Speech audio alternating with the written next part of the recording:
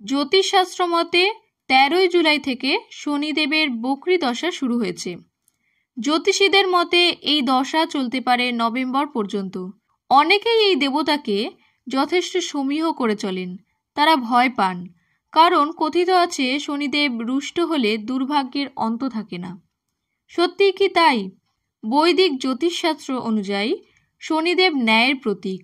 যারা সৎ পথে থাকেন, সত্য কথা বলেন, অকারণে কাউকে মানসিক আঘাত দেন না, অপমান করেন না, তাদের তিনি সুফল দেন।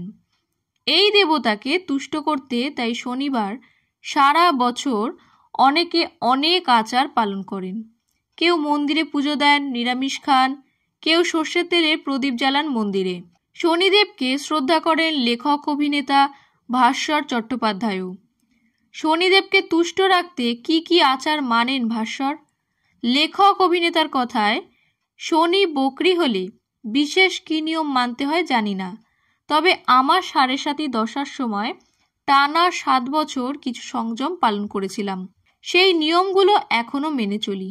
খারাপ সময়ে ভালো ফল পেয়েছি বলে। ভাস্বর শনিবার নিরামিষ খান, কালো পোশাক পরেন না, কালো গাড়িতেও চাপেন না। অভিনেতা এও জানিয়েছেন শুধুই নিরামিষ খেলে চলবে না, আচরণেও সংযত থাকতে হবে। একদিকে নিরামিষ খাবো, অন্যদিকে মানুষের সঙ্গে খারাপ ব্যবহার করব, তাতে শনিদেব তুষ্ট হওয়ার বদলে রুষ্ট হন বেশি।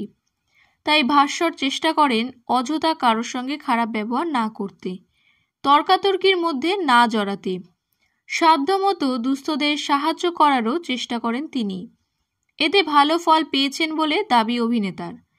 যদিও মন্দিরে গিয়ে কখনো পুজো দেননি। অভিনেতা উপলব্ধি করেছেন শনিদেব ন্যায়ের প্রতীক। তিনি প্রত্যেককে তার কর্মফল অনুযায়ী ফলদান করেন।